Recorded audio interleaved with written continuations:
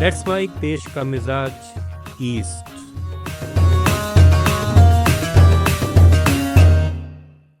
झारखंड के Bokaro thermal power plant के Damodar valley corporation की 500 मेगावाट वाली यूनिट बंद कर दी गई है। शुक्रवार तड़के जब यह यूनिट 120 मेगावाट बिजली बना रही थी, तब नूरी नगर के दोनों राख तालाब पूरी तरह भर गए थे। राख हटाने का काम 28 फरवरी से चल रहा है, जो ठप हो गया। ठेकेदार कंपनी ने हाईवे मालिकों को 2 महीने का भुगतान नहीं किया, जिससे यह संकट पैदा हुआ। इससे झारखंड के साथ ही दिल्ली, पंजाब और कोल इंडिया को बिजली आपूर्ति प्रभावित हो सकती है। दामोदर वैली कॉरपोरेशन को भी रोजाना करीब 6 करोड़ रुपए का नुकसान हो रहा है। प्रबंधन अस्थायी दीवारें बनाकर राख को रोकने की कोशिश कर रहा है। बिहार के मुख्यमंत्री नीतीश कुमार आज राजभवन पहुंचे, जहां उन्होंने केरल के राज्यपाल आरिफ मोहम्मद खान से करीब 10 मिनट की मुलाकात की। यह मुलाकात विदाई प्रोटोकॉल के तहत हुई। हालांकि इस बीच राज्य में राजनीतिक अटकलों का बाजार गर्म है। नीतीश कुमार की एनडीए से अलग होने या नई गठबंधन की चर्चाएं जोरों पर हैं।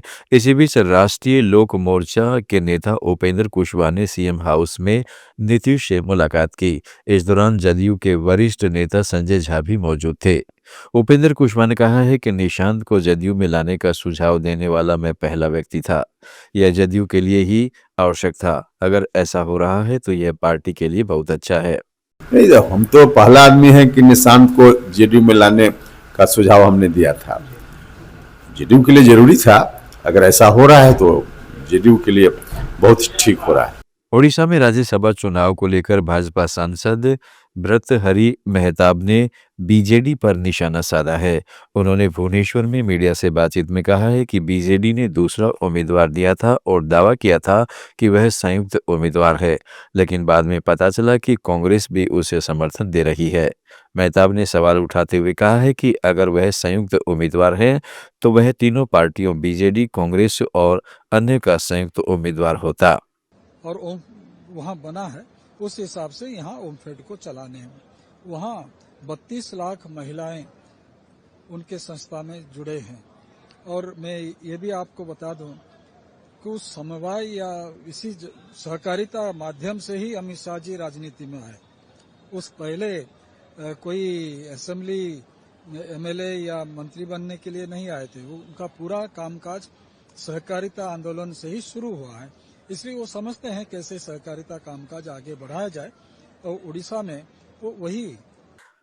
पश्चिम बंगाल की सीएम ममता बनर्जी ने गैस के दाम बढ़ने पर केंद्र सरकार पर सवाल उठाए हैं। उन्होंने कोलकाता में एक कार्यक्रम में कहा है कि आपको 21 दिन पहले गैस बुक करनी होगी। तो अगर आपके घर में गैस खत्म हो गई तो आप 21 दिन तक क्या करेंगे? आप क्या खाएंगे? क्या आप लोगों के लिए खाने की होम डिलीवरी करेंगे? केरोसिन का कोटा भी कम कर दिया गया है। आप हर दिन चीजों के दाम बढ़ा रहे हैं। গতকাল 60 টাকা গ্যাসের দাম বাড়িয়েছে, তার আগে 3 দিন আগে 49 টাকা বাড়িয়েছে। বড় সিলিন্ডারের দাম 2100 টাকা হয়ে গেছে, আর ছোট সিলিন্ডার তাও আবার 1000 টাকা হয়ে গেছে, যেটাতে কিছু নাই বললে চলে, হাপও নাই। আর কি বলছে 21 দিন আগে থেকে আপনাকে বুক করতে হবে। তার মানে আপনার বাড়িতে যদি এখন গ্যাস না থাকে, আপনি 21 দিন কি ওদের মাথা খাবেন না আমার মাথা খাবেন? কার মাথা খেয়ে থাকবেন? রান্না করবেন কোথায়? এগুলো আগে ভাবা উচিত ছিল না কমরেডরে। सीबीआई ने झारखंड में धनबाद रेल मंडल के senior division electrical engineer Sanjeev Kumar को रंगे हाथ रिश्वत लेते गिरफ्तार किया। सीबीआई टीम ने संजीव कुमार के कार्यालय से 50,000 रुपये नकद बरामद किए, जबकि उनके सरकारी आवास से करीब 4.5 लाख रुपए जब्त किए हैं।